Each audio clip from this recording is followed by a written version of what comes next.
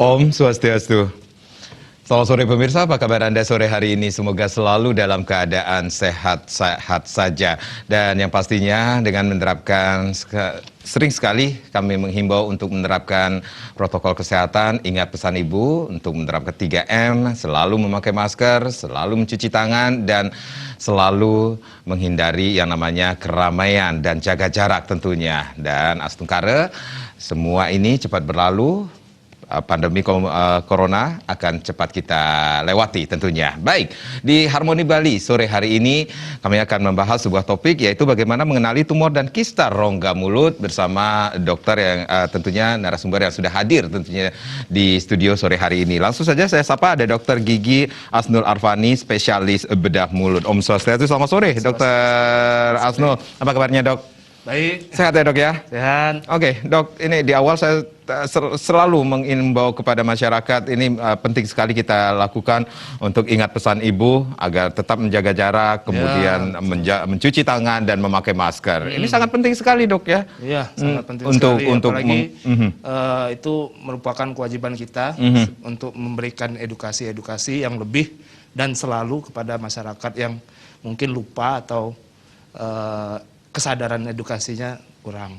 Baik. Jadi dan mungkin di acara ini juga kita bisa mengkampanyekan untuk selalu menjaga jarak, menjaga kebersihan tangan dan sebagainya, baru menggunakan masker. Menggunakan masker tentunya dan menghindari kerumunan tentunya ya, untuk mencegah atau menghambat menyebarnya semakin meluasnya COVID-19 ini sendiri. Baik Dok, kita akan membahas sebuah topik yang sore hari ini, yaitu bagaimana mengenali tumor dan kista rongga mulut. Tumor dan kista ini sebenarnya kenapa kita angkat topik ini sore hari ini Dok? Jadi sebenarnya ini salah satu penyakit yang bisa terjadi pada rongga mulut, baik itu di rahang, di gigi maupun di bibir dan sekitarnya, jaringan lunak. Ya. Nah, tapi kadang-kadang memang penyakit ini tidak disadari oleh masyarakat. Masyarakat datang ke rumah sakit itu biasanya sudah membesar, sudah cukup parah, malah ada yang ganas. Sehingga jadi saya rasa ini penting untuk diangkat supaya kesadaran masyarakat itu terhadap tumor dan kista rongga mulut itu lebih baik. Sehingga sebelum memburuk kita sudah penanganan di awal. Baik, ini penyakit yang tidak banyak masyarakat yang tidak menyadari. Ini ada kemungkinan masyarakat tidak mengetahuikah apa itu tumor dan kista rongga mulut itu sendiri, sehingga banyak masyarakat tidak menyadari bahwa mereka berpotensi memiliki penyakit tersebut. Ya, betul. Betul, banyak yang tidak menyadari karena di rongga mulut itu memang paling sering terjadi itu di bagian dalam dari gusi maupun tulang, sehingga itu tidak disadari oleh pasien atau masyarakat. Namun pada saat dia sudah mulai membesar, yang mengganggu estetika wajah, nah dia baru ke dokter. Padahal itu sudah parah. Jadi saya rasa mungkin melalui tayangan ini, melalui siaran ini saya bisa memberikan edukasi sebelum parah kita harus apa. Baik, nanti kita akan bahas lagi, lebih banyak lagi tentang topik kita, bagaimana mengenali tumor dan kista rongga mulut ini sendiri. Kita rehat sejenak Dr. Asnul. Pemirsa jangan kemana-mana, di sesi berikutnya kita masih akan membahas tentang bagaimana mengenali tumor dan kista rongga mulut, dan nanti kami juga akan mengajak Anda, silahkan Anda bisa berpartisipasi di 0361 894 8400 dan juga di 0361 894 8401, tapi tentunya setelah yang berikut ini.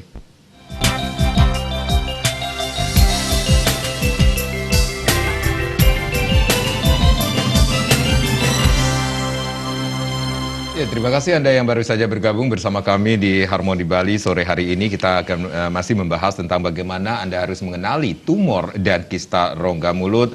Masih bersama Dr. Gigi Asnul Arfani, spesialis bedah mulut. Silahkan, nanti kami akan mengundang Anda untuk berpartisipasi di 0361 894 8400 dan juga di 0361 894 8401. Seandainya Anda mempunyai permasalahan di seputaran mulut, gigi, nah ini kesempatan Anda untuk bertanya lebih banyak banyak lagi, walaupun tidak sesuai di topik kita, tetapi masih ada hubungannya dengan topik kita. Nah, ini kesempatan Anda untuk bertanya bersama Dr. Gigi Asnul tentunya ya. Dokter, kalau tadi dokter mengatakan bahwa tumor dan kista rongga mulut banyak juga yang masyarakat yang tidak menyadari sehingga akhirnya mereka datang ke tempat praktek dokter dengan kondisi yang maaf sudah parah tentunya. Bagaimana masyarakat harus mengenali apa itu tumor, kemudian apa itu kista di rongga mulut itu, Dok? Ya, jadi sebenarnya kalau kita berbicara membahas tentang tumor dan kista ini memang cukup luas. Saya rasa di 1 jam ini tidak cukup, tapi saya akan menceritakan atau memberitahukan bahwa yang paling sering terjadi dan bagaimana cara mengetahuinya. Nah, jadi dari pasien sendiri atau warga atau masyarakat itu yang pertama sekali adalah hindari gigi berlubang. Apabila terjadi gigi berlubang, nah itu sebaiknya memang harus diperiksakan. Karena kista maupun tumor ini, dia ada 2 kemungkinan penyebabnya. Yang pertama itu adalah dari sel-sel sisa pembentukan, dan satu lagi dari peradangan atau infeksi. Nah, untuk itu para masyarakat itu apabila ada gigi yang berlubang, itu saya rasa sudah mulai menyadari bahwa itu ada sesuatu, ada something, ada trouble, sehingga harus dilakukan tindakan seperti penambalan, ataupun kalau sudah besar ya mungkin dilakukan pencabutan. Jadi bisa dikatakan ketika masyarakat, ketika pemirsa mempunyai permasalahan dengan gigi berlubang, itu berpotensi akan terjadinya tumor dan kista itu kalau tidak dilakukan penanganan, Dok? Ya, betul. Itu resiko, high risk.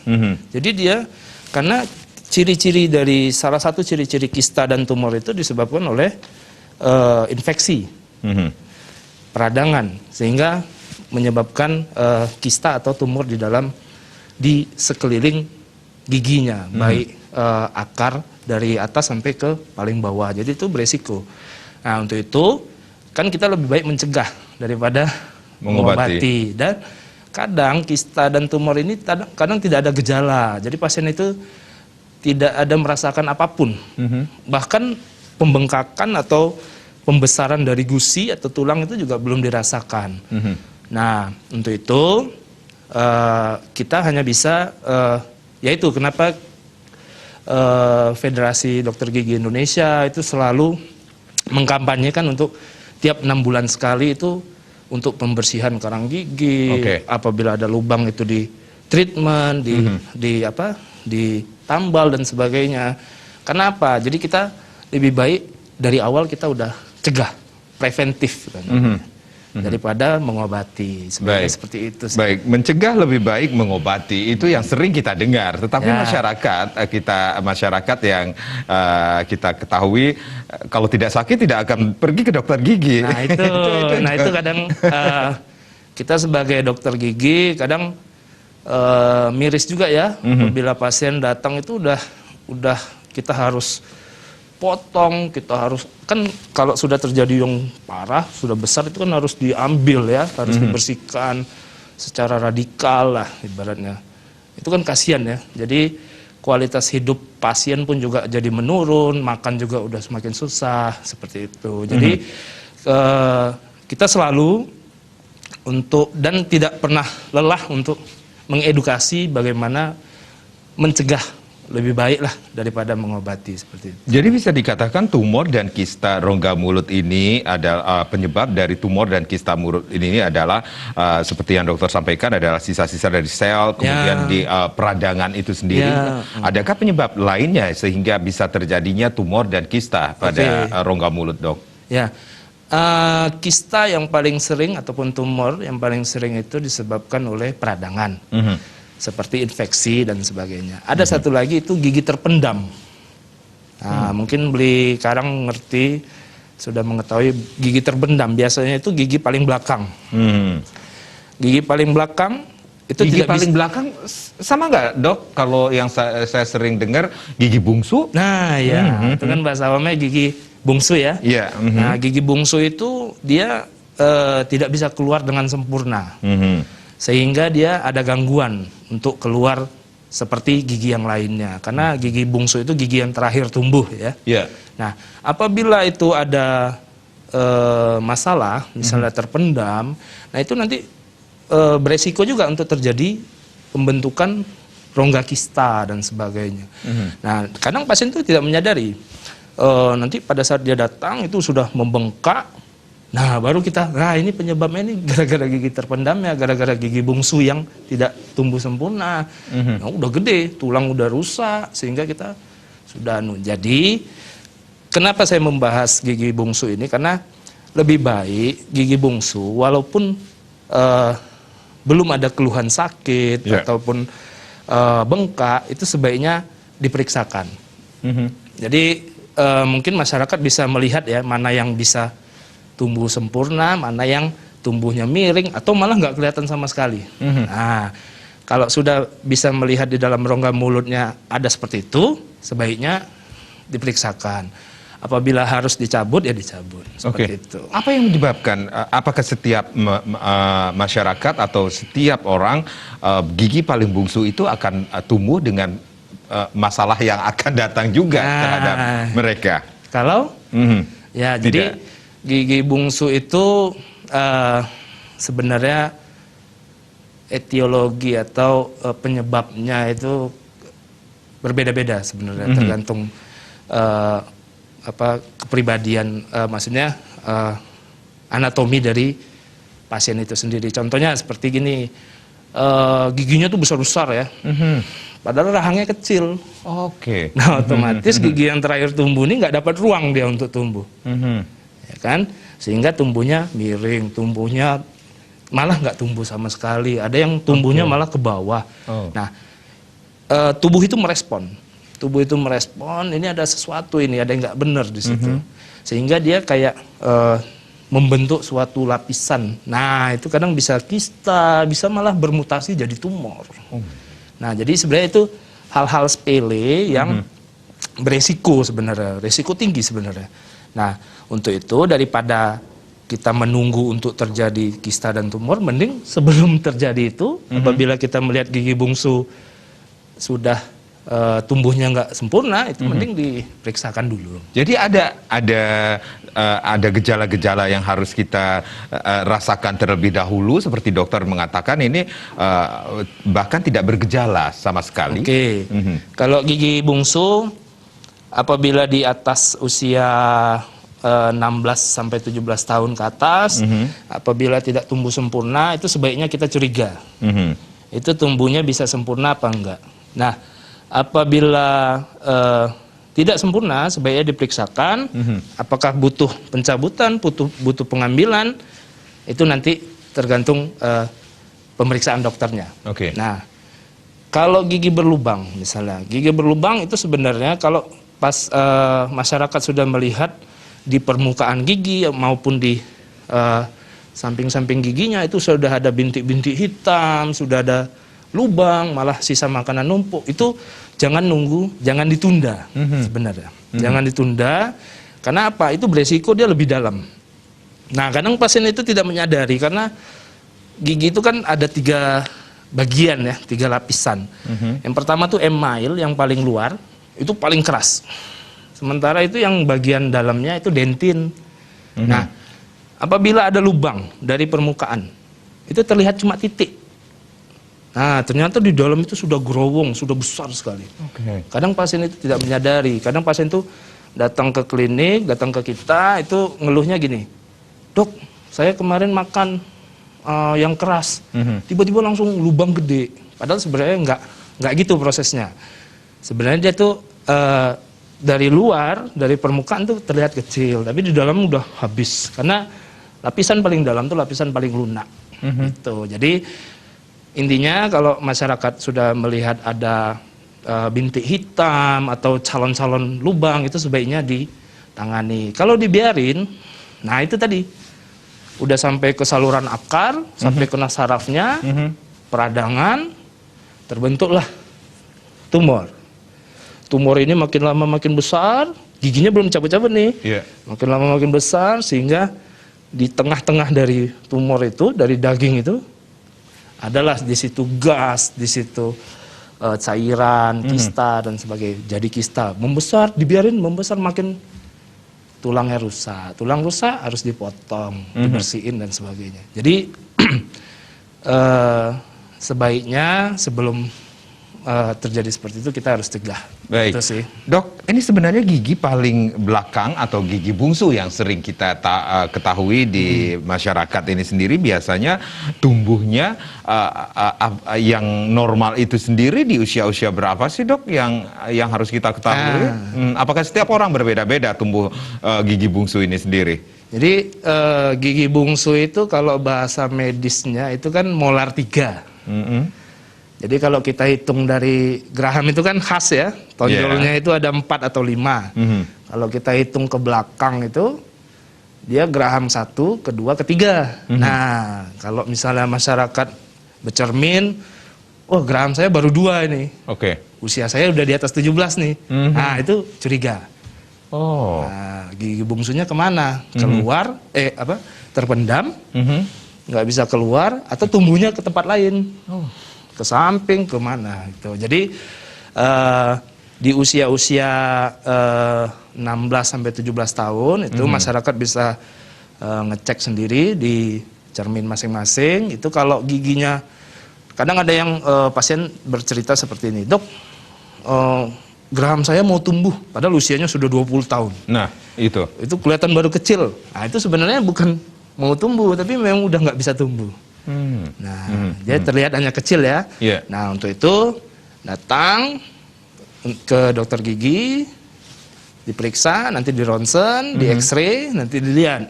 Oh, ini cabut aja atau gimana gitu. Karena risiko untuk dipertahankan, untuk dibiarin di situ tuh lebih besar. Belum lagi nanti karena tumbuhnya nggak sempurna, sisa makanan tuh sering numpuk tuh di situ. Nah, gigi depannya lubang. Nah, kalau udah lubang, udah susah, akhirnya dua-dua harus cabut, udah.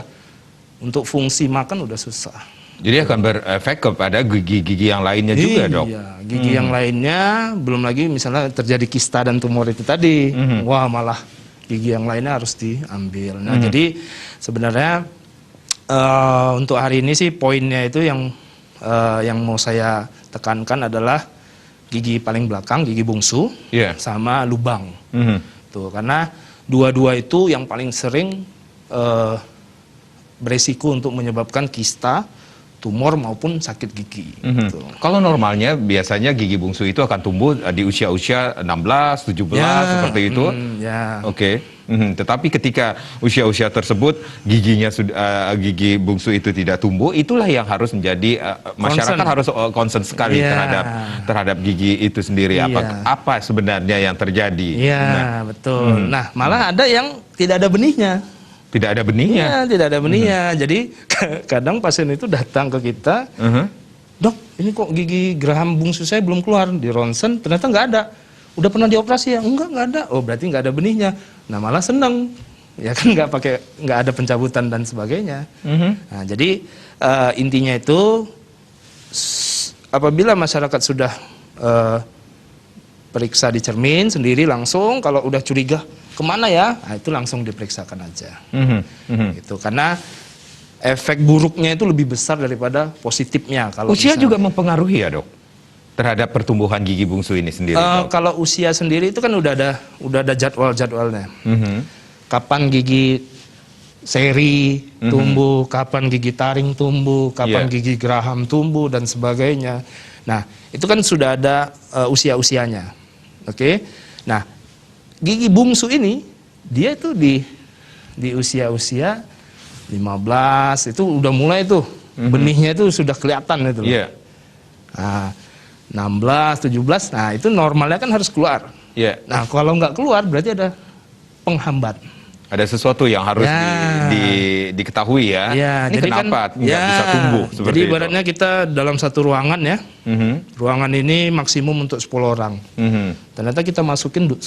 Kan berarti ada satu yang posisinya aneh itu. Posisinya nggak teratur ya. Baik. Nah, jadi kita ngambil filosofi seperti itu. Jadi kadang rahangnya itu kecil. Sementara giginya kalau kita jumlah dari ujung ke ujung itu 20 cm kalau kita tarik garis lurus. Ternyata rahangnya cuma 18, berarti kan kekurangan 2 cm. Nah, gigi yang jadwal terakhir tumbuh, yaitu gigi bungsu, kasihan dia nggak dapat ruang. Itulah yang bisa menyebabkan. Dibiarin, kadang nggak ada keluhan, nggak ada gejala, nggak ada sakit, nggak ada anu. Nah, tiba-tiba udah terbentuklah kista atau tumor. Nah, itu yang saya rasa sebenarnya bisa dicegah. Baik, bisa dicegah sejak dini kalau kita mengetahui gejala yang kita rasakan sendiri ya dok ya. Baik, Dr. Asnul, kita rehat kembali. Pemirsa jangan kemana-mana. Silakan di sesi berikutnya kami akan membuka online di 0361894800 dan juga di 0361894801. Bagaimana kita harus mengetahui tumor dan kista rongga mulut. Kami akan kembali sesaat lagi.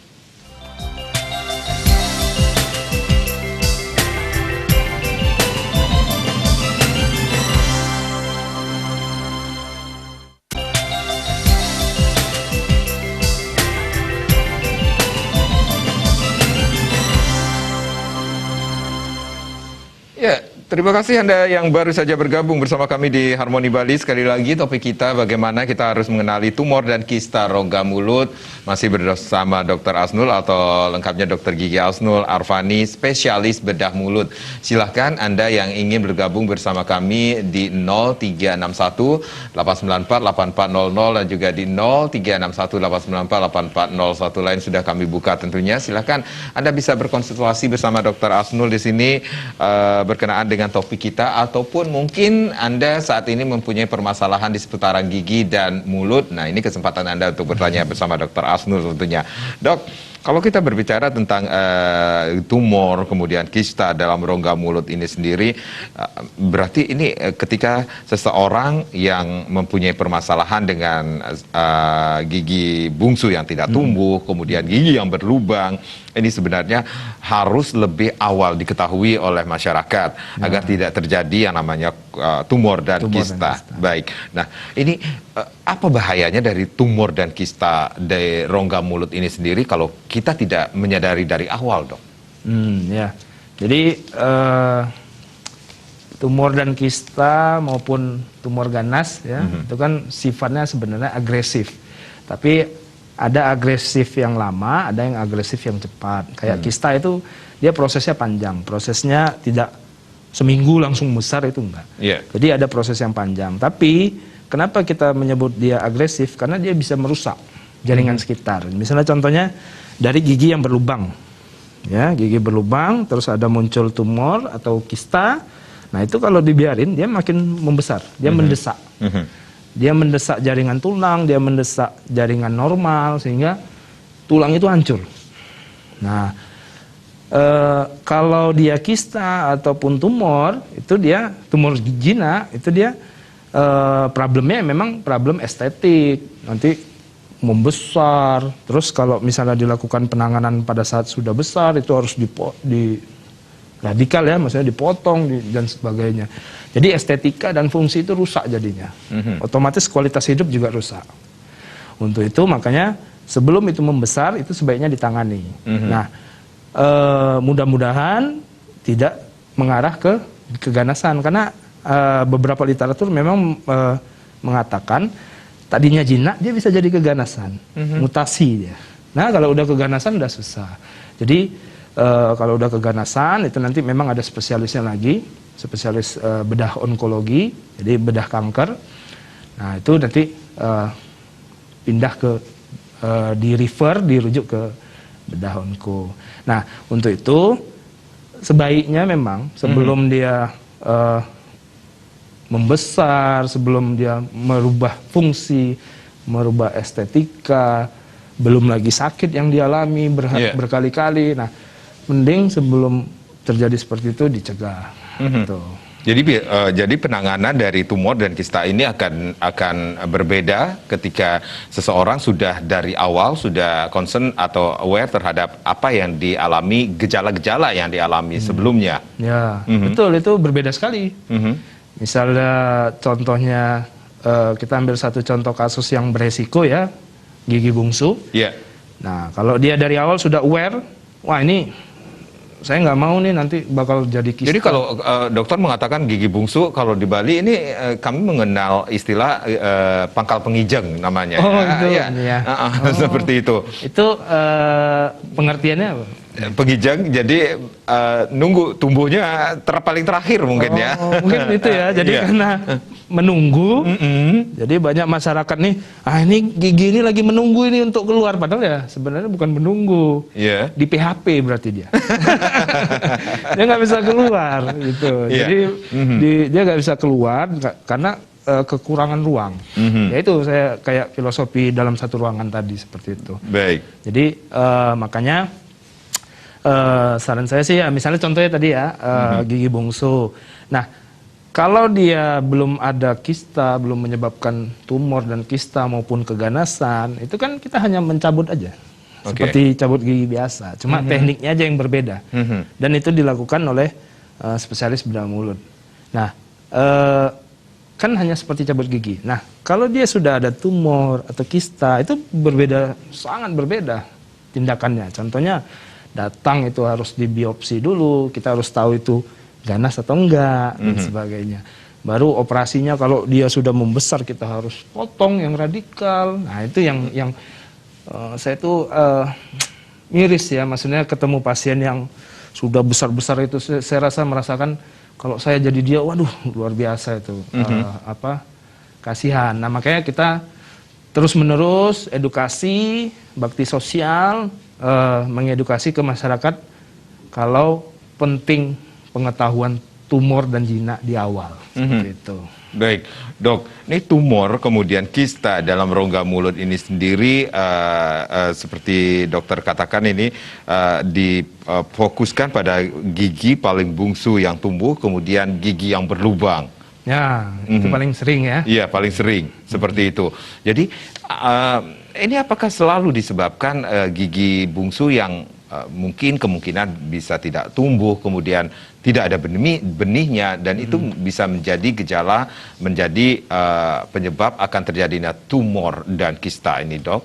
Enggak enggak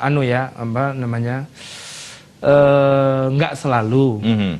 Dengan adanya gigi bungsu yang enggak tumbuh, yang enggak ada benih, itu bakal menjadi tumor ataupun kista. Jadi namun kita dokter gigi maupun dokter-dokter lainnya itu hanya bisa menyebutkan bahwa apabila ada gigi bungsu itu high risk untuk terjadi kista maupun tumor. Tapi tidak selalu. Ada yang pasien datang ke saya udah 58 tahun dengan gigi bungsu yang tidak bisa keluar. Jadi pasien itu menginfokan bahwa wah gigi saya baru mau tumbuh ini di usia saya segini. Nah, tidak terjadi apa-apa, tidak ada tumor, tidak ada kista. Jadi belum tentu, tapi resiko besar kayak merokok. Yeah. Merokok resiko besar untuk terjadi kanker, kanker paru-paru, kanker saluran pernafasan dan sebagainya. Tapi belum pasti rokok itu memang menyebabkan. Jadi memang ada faktor genetiknya juga yang gampang. Misalnya jadi ini ada hubungannya dengan faktor genetik juga. Ada, jadi ada yang genetiknya gampang banget untuk terjadi dengan stimulan-stimulan atau rangsangan-rangsangan yang bisa menyebabkan tumor dan kista maupun kanker. Dia mudah. Ada yang genetiknya nggak ada. Nah itu walaupun dia dirangsang atau misalnya ngerokok ya belum tentu kan. Tapi kita kan nggak boleh menyebutkan bahwa oh nggak apa-apa, kamu nggak gini, nggak boleh. Jadi intinya kita tetap mengedukasi bahwa ini berisiko, high risk untuk terjadi penyakit ini. Seperti itu. Jadi kalau Beli Karang tanya ke saya apakah setiap gigi bungsu bisa menyebabkan, tidak, tapi high risk iya. Jadi makanya kembali lagi kita ke preventif, kita lebih baik mencegah. Oke. Gitu. Baik, ini bagaimana jenis tumor yang bisa dialami oleh seseorang ini akan mengarah ke keganasan, Dok? Kalau tidak ditangani lebih awal. Oh ya, jadi ciri-ciri keganasan sama jinak itu memang sangat sulit ya, sangat sulit untuk masyarakat mengetahuinya. Kadang dokternya sendiri juga, oh ini terlihat seperti jinak, tapi ternyata ganas. Nah itu memang dari pemeriksaan biopsi atau pengambilan jaringan, diperiksakan di lab, itu baru ketahuan. Oh sel-selnya itu ganas, oh sel-selnya jinak. Nah seperti itu. Tapi ada tanda klinis. Tanda klinis yang sering terjadi itu apabila keganasan itu dia lebih nggak beraturan. Jadi kayak sariawan. Nah, sariawan itu kadang kan kalau kita sariawan tuh cuma kayak ada bulat putih ya. Yeah. Nah, tapi kalau keganasan tuh dia lebih nggak beraturan kayak gerunjul-gerunjul atau bentol-bentol. Yeah. Gitu. Nah, itu udah si dokter maupun masyarakat itu harus curiga itu apa ya. Nah, itu jadi sebaiknya diperiksakan. Tuh. Jadi agar lebih cepat penanganannya lebih awal diketahui penyebabnya, kemudian penanganannya juga lebih cepat ditangani ya, Dok. Kadang kan itu biasanya di lidah itu ada sariawan itu kan. Nah, kadang kan pasien masyarakat sariawan biasa nih saya kurang vitamin C biasanya gitu ya. Padahal kan belum tentu. Nah, nanti dilihat dia perjalanannya seperti apa, apakah panjang dan dalam waktu singkat tuh membesarnya itu lebih cepat. Nah, terus nanti dilihat permukaannya seperti apa. Nah, kalau kita sudah mencurigai dia keganasan, memang sebaiknya sebelum semakin parah, semakin stadium semakin lanjut, sebaiknya diperiksakan. Gitu. Baik. Jadi jangan pernah menyepelekan lah, istilahnya ya. Kalau bahasa awamnya itu jangan pernah menyepelekan suatu penyakit kecil gitu. Dan itu belum tentu. Seperti tai lalat ya, tai lalat kita itu kan sebenarnya tumor. Tumor itu kan penonjolan. Baik. Jaringan yang membesarnya itu berlebih, pertumbuhannya berlebih, nah, itu tumor.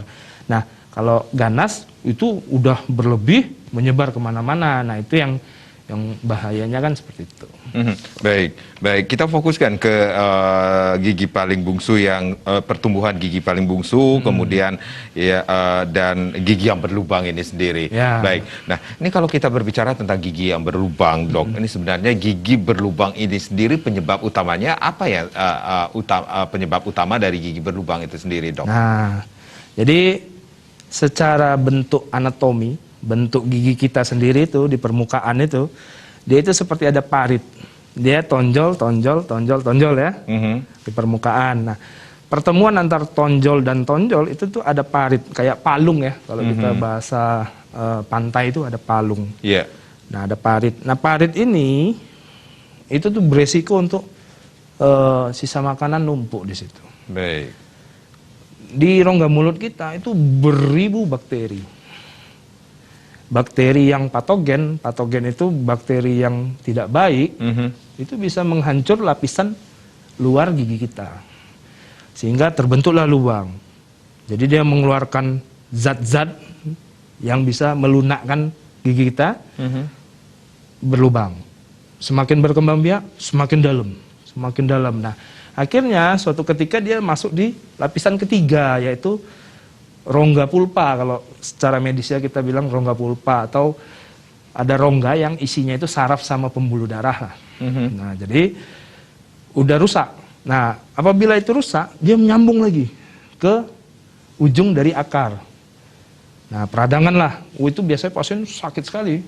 Kalau udah datang ke dokter gigi itu udah kondisinya sakit sekali. Nah, apabila si pasien kan kadang nggak tahu ya, ke dokter giginya itu, bisa kok saya beli obat di apotek misalnya.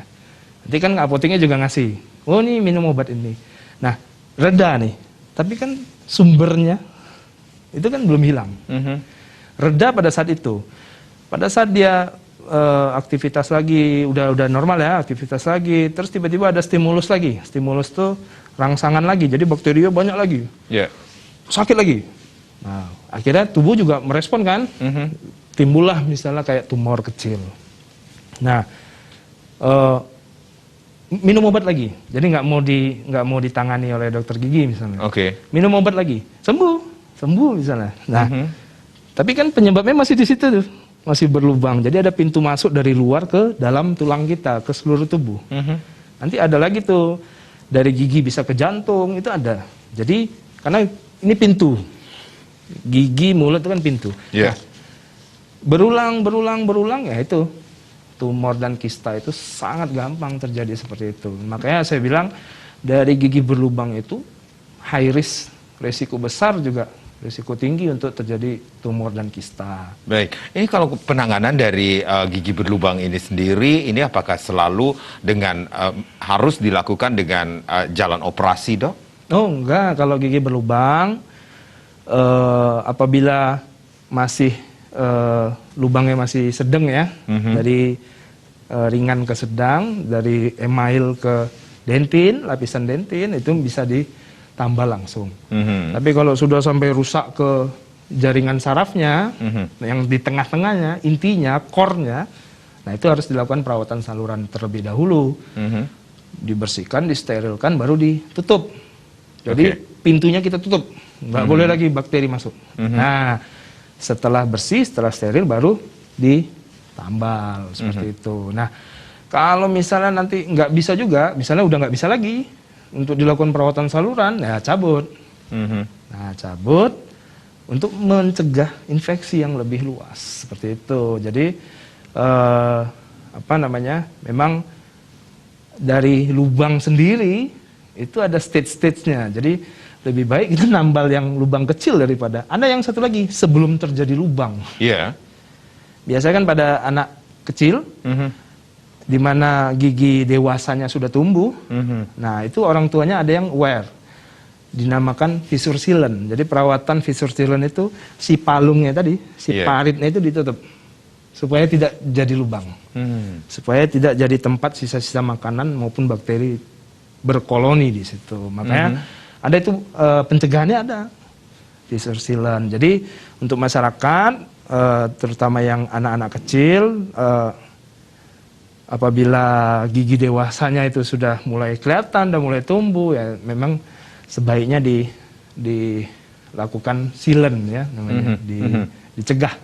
Oke, baik. Jadi kalau gigi berlubang, kemudian masyarakat juga sering sekali seperti di awal sempat mengatakan bahwa mencegah lebih baik mengobati. Tapi kalau tidak sakit tidak akan pergi ke dokter gigi. Nah, ketika pergi ke dokter gigi, nah ini dia yang menjadi masalah ketika sudah diperiksa bahwa giginya bermasalah.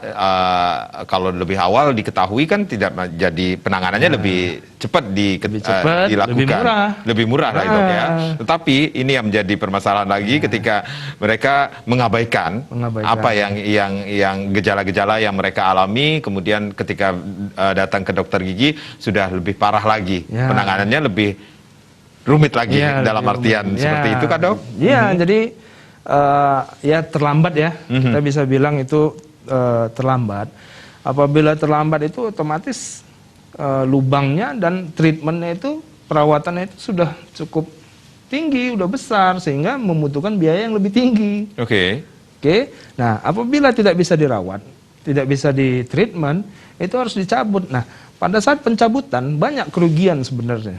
Gigi lubang, bolong, missing.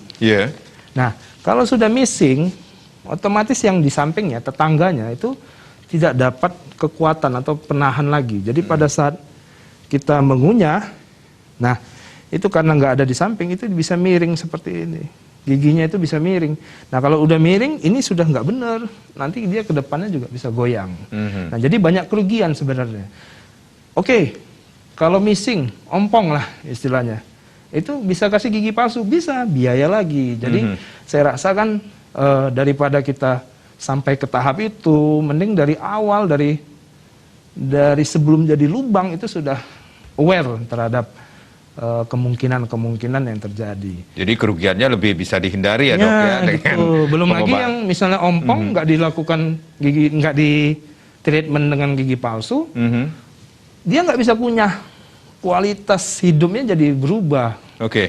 Dia makan dia mau makan apa tadi, sate lilit ya misalnya, itu masuk ke dalam perutnya itu tidak terkunyah dengan sempurna, sehingga ada masalah nanti di sini, di bagian perutnya, nah bagian pengolahan makanan. Jadi saya rasa hal-hal sepele seperti itu kita harus sadari lah. Cuma memang masyarakat itu tidak tahu dengan sendirinya, pasti dari kita inilah yang lebih mengerti, sehingga kita selalu edukasi. Gitu. Jangan sampai ya terjadi ya dok ya. Jangan sampai. Bahkan ada lagu yang mengatakan lebih baik sakit hati daripada sakit gigi ya dok ya. Nah, berarti kira-kira itu mana yang benar? Jangan deh. Kalau menurut saya lebih baik sakit hati ya. Daripada sakit gigi ya. Baik, dokter, kita rehat kembali pemirsa, jangan kemana-mana. Di sesi berikutnya kita masih akan membahas bagaimana Anda harus mengenali tumor dan kista pada rongga mulut. Nah, seperti kata dokter Asnul, ini yang harus Anda ketahui lebih awal Anda mengetahui gejala yang Anda alami, lebih cepat penanganannya agar tidak terjadi kerugian yang lebih parah lagi ketika sudah terlambat penanganannya. Nah, sesaat lagi kita masih akan kembali di sesi berikutnya. Silakan Anda yang ingin bergabung di 0361 894 8400 dan juga di 0361 894 8401. Kami akan kembali, tapi tentunya setelah yang berikut ini.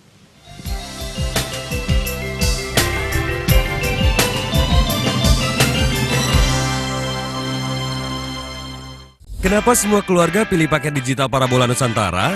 Pasti karena tayangannya. TV nasionalnya lengkap banget. Banyak tontonan buat belajarnya. Pasti juga karena gambar HD-nya. Gambarnya kinclong semua. Bagus, apik. Dan pasti karena hematnya. Puas nontonnya, nggak bikin kantong jebol. Nusantara mantep banget. Kalau semua udah pasti punya Nusantara, kamu kapan? Ayo beli sekarang juga di toko dan agen terdekat. Optik Sahabat, optik nomor 1 pilihan masyarakat di Bali.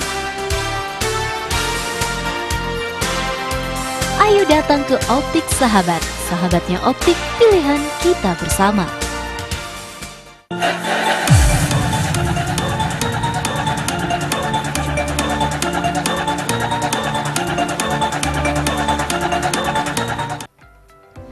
Halo Home Shopper, Bali TV Home Shopping kini menyediakan hand sanitizer dalam kemasan 100 ml mengandung 70% alkohol, aloe vera dan madu. Praktis tanpa air, lembut pada kulit dan tidak lengket di tangan. Hand sanitizer ini aman digunakan karena telah lulus uji oleh Badan Pengawas Obat dan Makanan. Dapatkan sekarang juga hanya dengan Rp35.000 saja. Dan dapatkan penawaran menarik dengan pembelian 3 botol hand sanitizer seharga Rp100.000. Ayo Home Shopper, pesan sekarang juga dan lengkapi diri Anda untuk menyambut new normal dengan selalu membawa hand sanitizer hanya di Bali TV Home Shopping.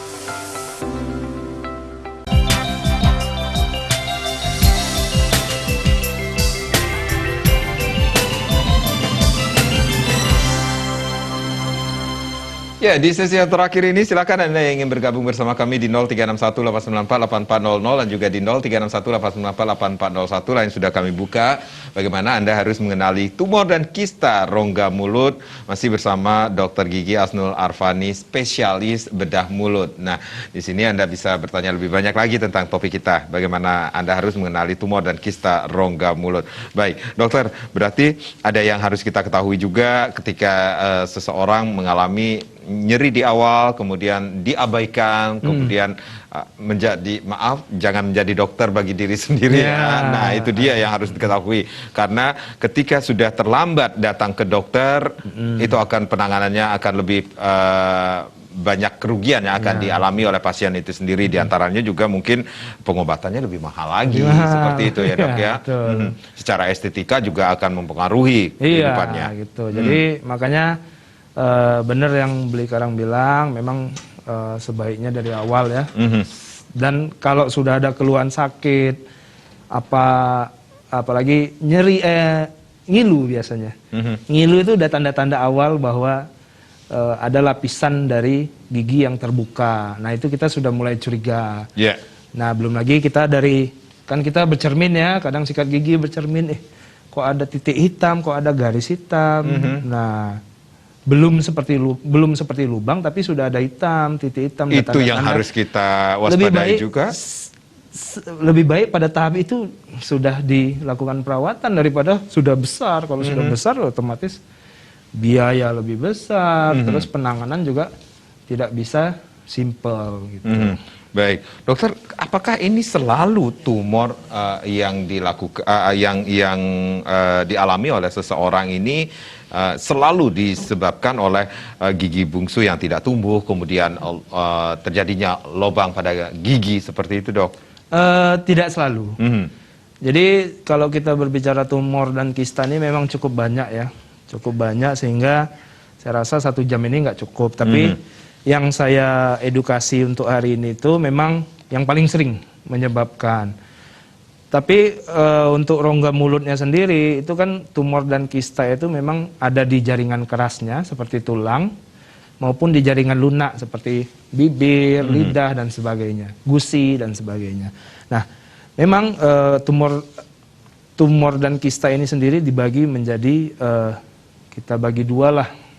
Satu yang disebabkan oleh genetiknya, yang satu lagi karena peradangan atau infeksi.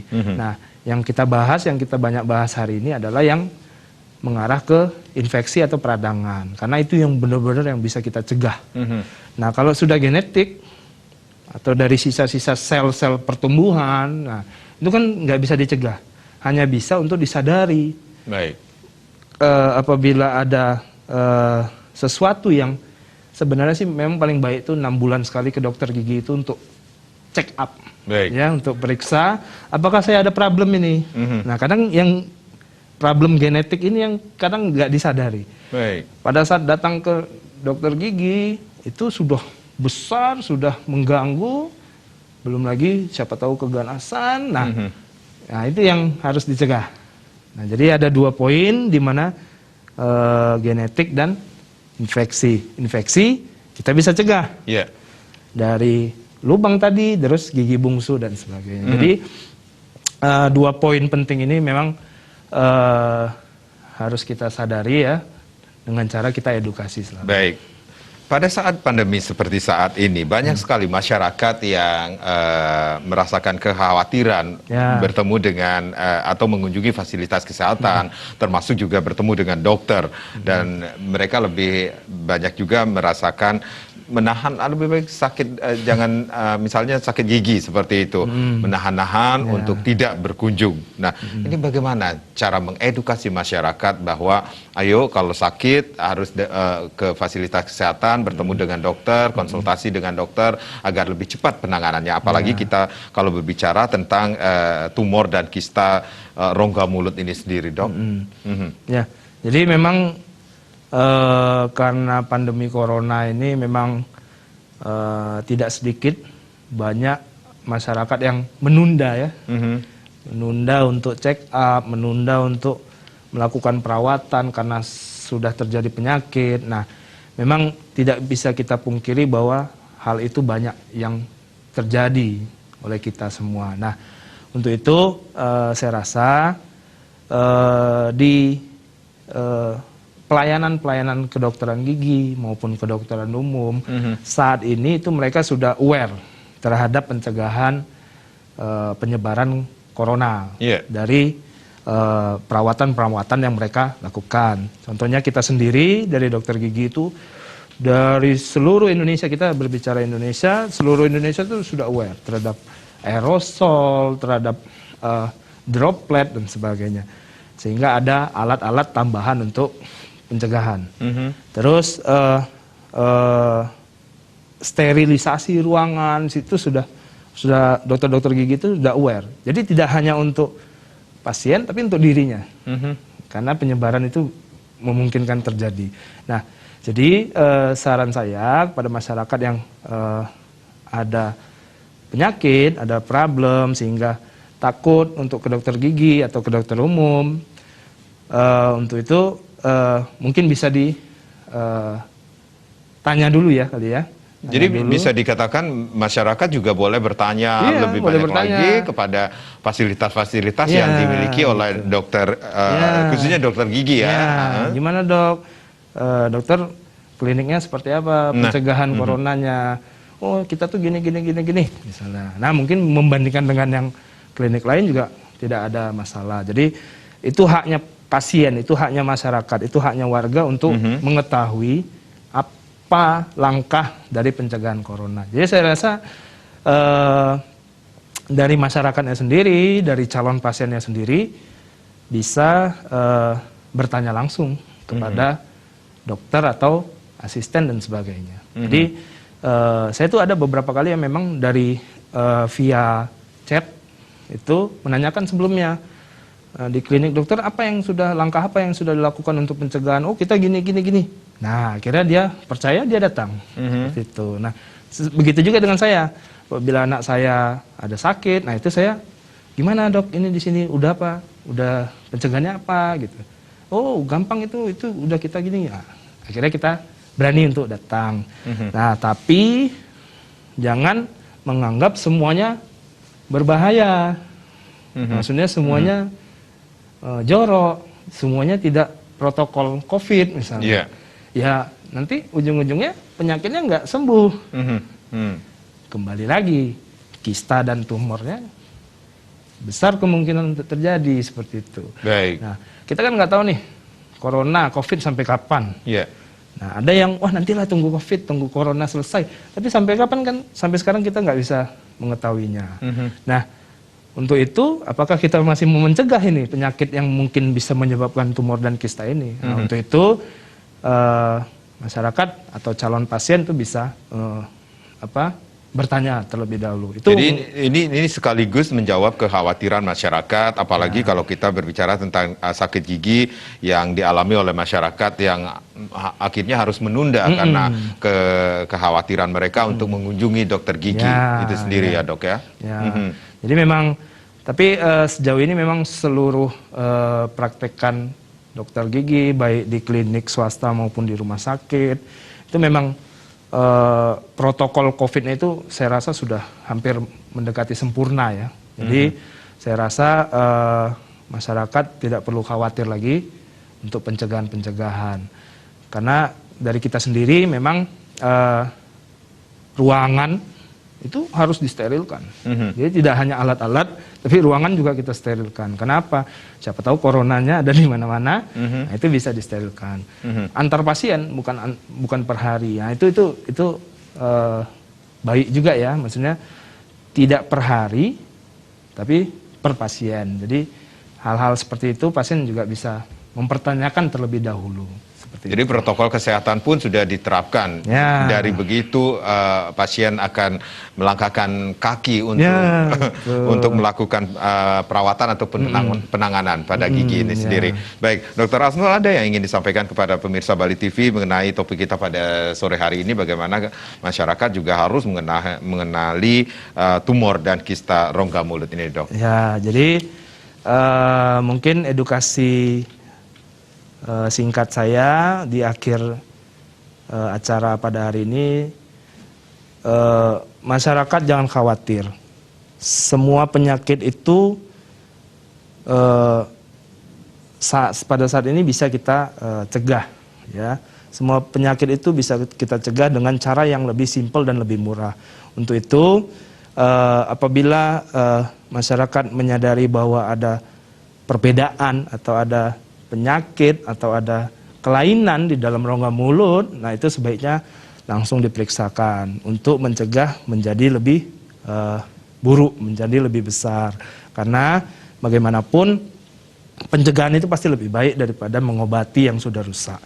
Nah, saya rasa dan kita juga tidak lelah untuk selalu mengedukasi ke masyarakat untuk betapa pentingnya kesehatan gigi dan rongga mulut. Saya rasa seperti itu, Beli Karang. Baik, Dr. Asnul, terima kasih sudah sharing. Mudah-mudahan apa yang kita berbincangkan memberikan manfaat bagi pemirsa, apalagi kita harus aware terhadap tumor dan kista rongga mulut ini sendiri. Semakin cepat kita mengenali gejala, semakin cepat juga penanganannya, ya dok ya. Dan pastinya, tak henti-hentinya kami juga mengingat kepada masyarakat, pemirsa Bali TV di mana saja berada, di mana saja beraktivitas, selalu terapkan protokol kesehatan dengan ingat ingat selalu pesan ibu, menerapkan 3M, memakai masker, menjaga jarak, kemudian mencuci tangan dan hindari kerumunan. Saya Madi Sukendana Karang, terima kasih, sampai jumpa. Om Santi, Santi, Santi, Om.